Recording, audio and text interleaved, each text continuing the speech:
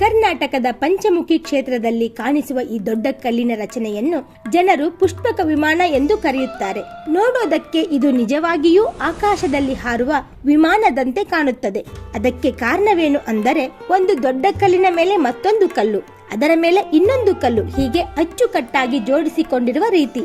ಸ್ಥಳೀಯರ ನಂಬಿಕೆ ಪ್ರಕಾರ ಇದು ಪುಷ್ಪಕ ವಿಮಾನ ಇಳಿದ ಸ್ಥಳವಾಗಿದೆ. ರಾಮಾಯಣದ ಕಥೆಯಲ್ಲಿ ರಾವಣನ ಬಳಿ ಇದ್ದ ಈ ವಿಮಾನವನ್ನು ನಂತರ ಶ್ರೀರಾಮ ಉಪಯೋಗಿಸಿದ್ದರೆಂದು ನಂಬಿಕೆ ಇದೆ. ಅದಕ್ಕಾಗಿಯೇ ಈ ಜಾಗಕ್ಕೆ ಧಾರ್ಮಿಕ ಮಹತ್ವ ಬಂದಿದೆ. ಇದೇ ಜಾಗದಲ್ಲಿ ಪ್ರಸಿದ್ಧ ಪಂಚಮುಖಿ ಆಂಜನೇಯ ದೇವಸ್ಥಾನವೂ ಇದೆ. ಹಾಗೆ ರಾಘವೇಂದ್ರ ಸ್ವಾಮಿ ಅವರು ಇಲ್ಲಿ ತಪಸ್ಸು ಮಾಡಿದ ಸ್ಥಳ ಎಂದು ಭಕ್ತರು ನಂಬುತ್ತಾರೆ.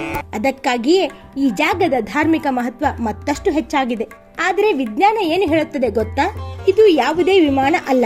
ಸಾವಿರಾರು ವರ್ಷಗಳ ಕಾಲ ಗಾಳಿ, ಮಳೆ ಮತ್ತು ಪ್ರಕೃತಿಯ ಸವೆತ ಪ್ರಕ್ರಿಯೆಯಿಂದ ಈ ಕಲ್ಲುಗಳು ಇಂತಹ ಆಕಾರಕ್ಕೆ ಬಂದಿವೆ. ಇದನ್ನು ಬ್ಯಾಲೆನ್ಸಿಂಗ್ ರಾಕ್ ಫಾರ್ಮೇಶನ್ ಅಂತ ಕರೆಯುತ್ತಾರೆ. ದೊಡ್ಡ ಕಲ್ಲು ಸಣ್ಣ ಕಲ್ಲಿನ ಮೇಲೆ ಸಮತೋಲನದಲ್ಲಿರುವುದು ನಮಗೆ ಅಚ್ಚರಿ ತರಬಹುದು.